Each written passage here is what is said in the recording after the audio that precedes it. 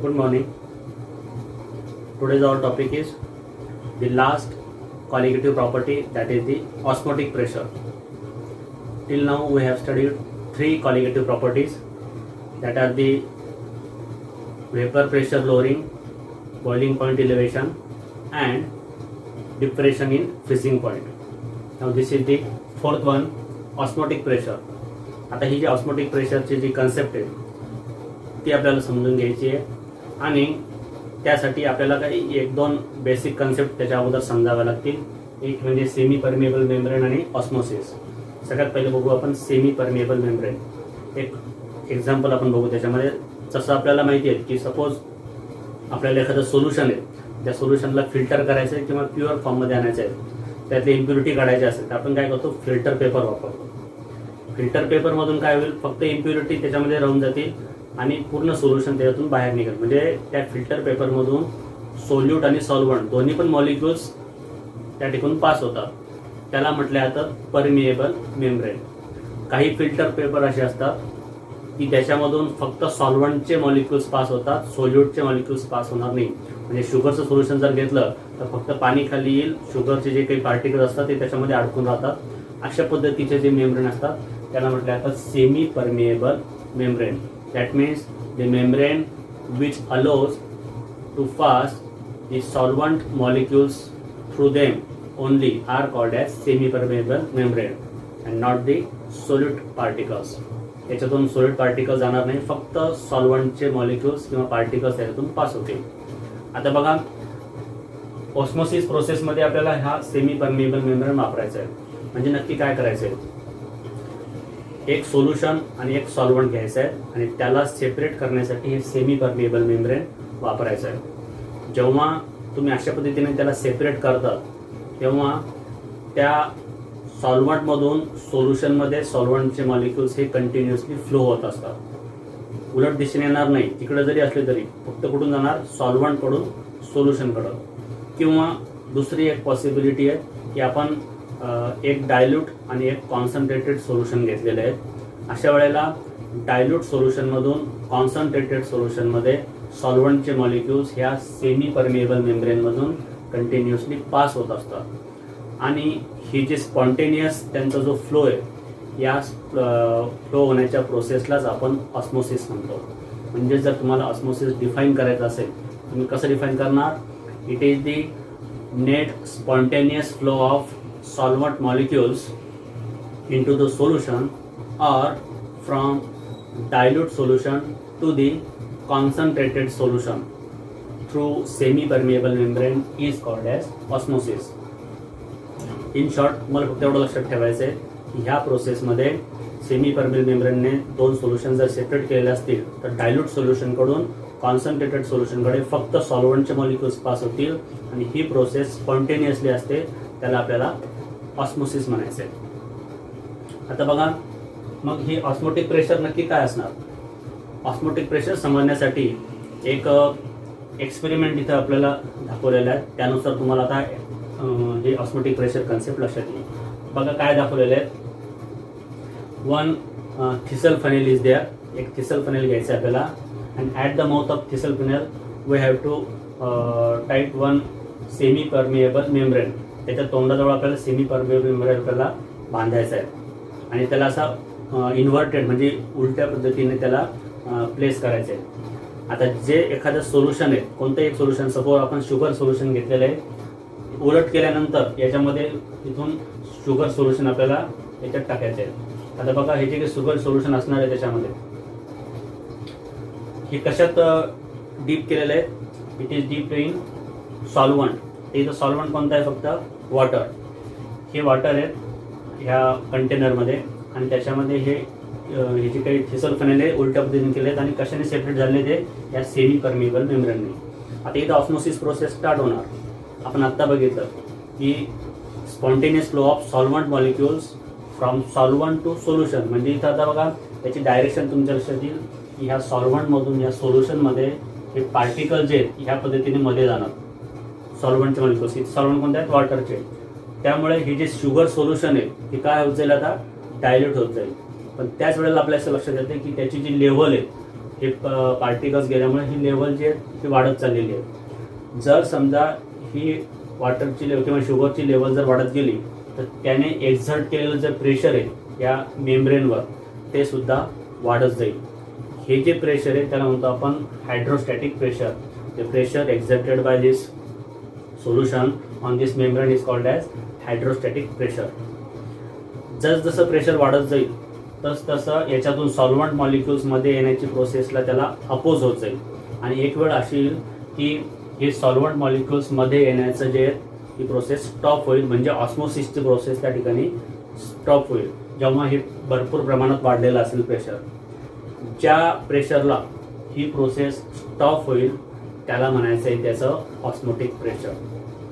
म्हणजेच या hydrostatic pressure जे असणार आहे वरचं ते त्याचं ऑस्मोटिक प्रेशर असणार.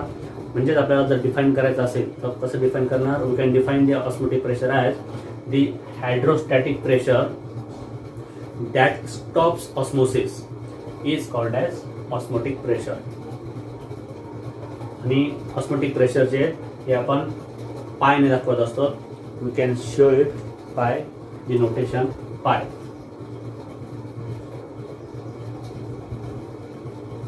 पुन्हा एकदा सांगतो, दी hydrostatic pressure which stops the process of osmosis is called as osmotic pressure. आता हे ऑस्मोटिक प्रेशर आपल्या लक्षात आल्यानंतर बघा आपल्याला वेगवेगळ्या प्रकारचे सोल्युशन्स या ऑस्मोटिक प्रेशरनुसार डिफाईन करता येऊ शकतात. पहिले आयसोटोनिक सोल्युशन. जसं आपण एक्झाम्पल बघितले की ऑस्मोसिसच्या प्रोसेसमध्ये दोन सोल्युशनला सुद्धा आपण इथे सेपरेट करू शकतो. जेव्हा दोन सोल्युशन्सला तुम्ही सेमी परमिएबल मेम्ब्रेनने सेपरेट करतात आणि दोघांचंही ऑस्मोटिक प्रेशर जर इक्वल असेल तर त्या दोन्ही सोल्युशन्सला म्हटल्या तर isotonic solutions. The solutions which have same osmotic pressures are called as isotonic solutions to each other. एकमेकांना ते आयसोटोनिक असतात. त्याचं एक्झाम्पल म्हणजेच 0.1 molar urea solution and 0.1 molar sucrose solution, they are separated by one semi-permeable membrane. दोघांचे molarity जर सारखे असेल तर त्यांचं ऑस्मोटिक प्रेशर पण सारखं असणार आणि ते सोल्युशन हे एकमेकांचे आयसोटोनिक सोल्युशन्स असते. त्यानंतर एक पुढचं आहे हायपरटोनिक अँड हायपोटोनिक सोल्युशन. आता दोन सोल्युशन आपण असे घेणार की दोघांची मोलॅरिटी वेगवेगळी असणार. Suppose 0.1 molar urea solution and 0.05 molar sucrose solution. दोघांची मोलॅरिटी वेगळी आहे त्यामुळे त्यांचं ऑस्मोटिक प्रेशर डिफरंट असणार. ज्याचं मोलॅरिटी जास्त त्याचे ऑस्मोटिक प्रेशर जास्त असणार. त्या सोल्युशनला म्हणायचं आहे हायपरटोनिक सोल्युशन आणि ज्याची कमी त्याला म्हणायचं आहे हायपोटोनिक सोल्युशन.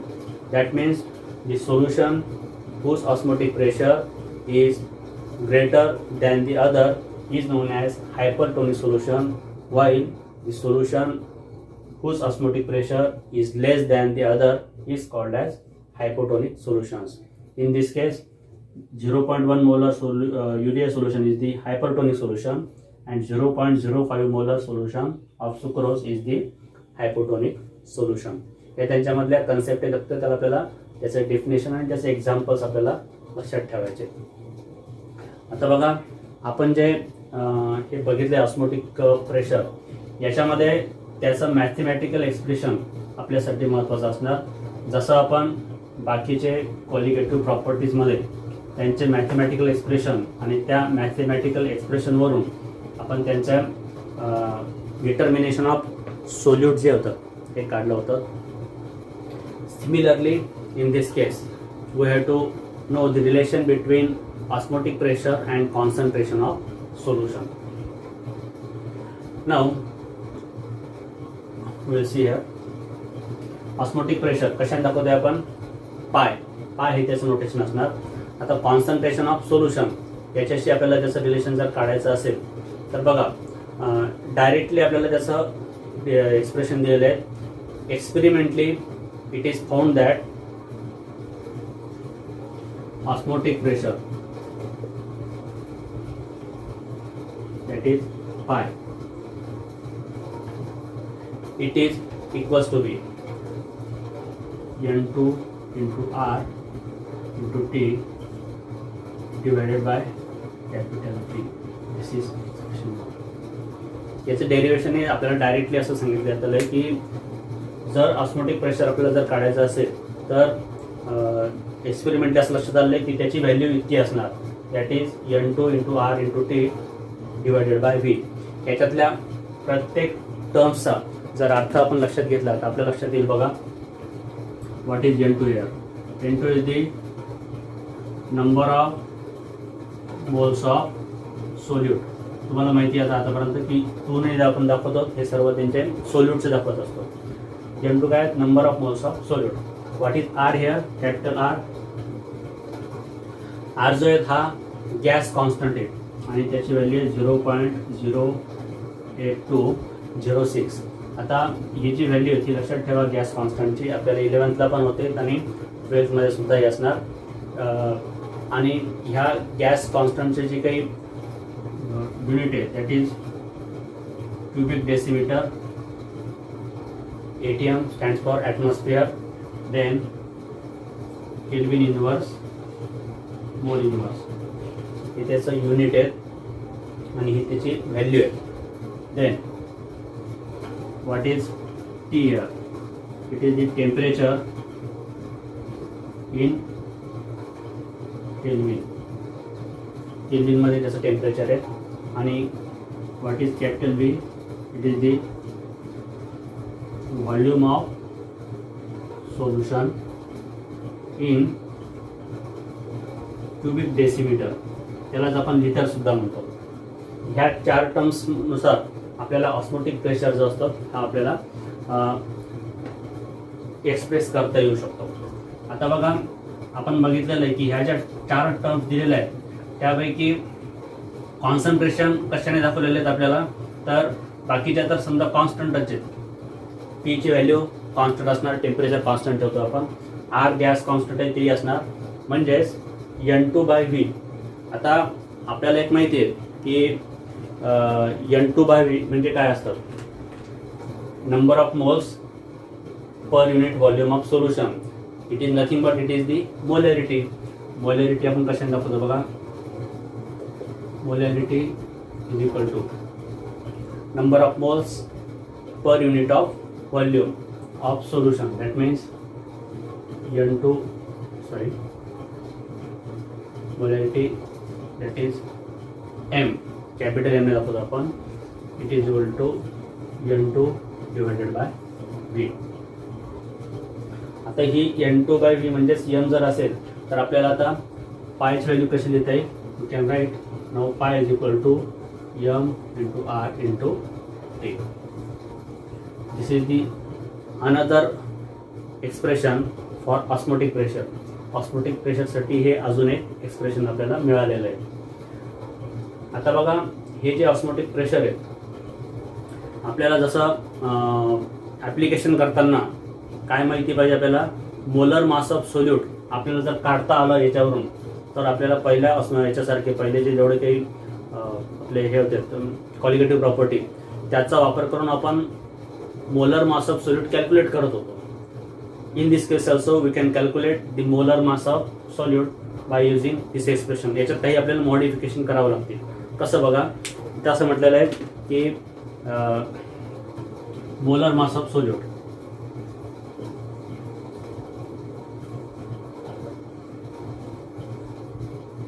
त्याचं आपल्याला कॅल्क्युलेशन करायचं आहे. पहिलं जे एक्सप्रेशन होतं आपण त्याच्यावरूनच आपण हे कॅल्क्युलेशन करू शकतो. बघा काय म्हटलेलं आहे इथं, pi is equal to N2 × R × T upon V. आता ह्या ठिकाणी N2 म्हणजे काय, number of moles of solute. आता number of moles of solute आपण कसं दाखवत असतो, that means N2 is equal to कसं करतो आपण, weight of solute divided by its molar mass. That means W2 divided by M2. W2 divided by M2. If we substitute this value in this equation, what we will get? Now pi is equal to, pi ची value बघा काय येईल आता, N2 च्या ऐवजी substitute केली आपण, W2 × R × T divided by m2 into v. फक्त आपण ही व्हॅल्यू इथे सबस्टिट्यूट केली आहे, बाकी ॲज इट इज एक्सप्रेशन. आता हा जो m2 आलेला आहे हा आहे त्याचा मोलर मास, W2 त्याचं वेट तर आपल्याला गिवन असणार.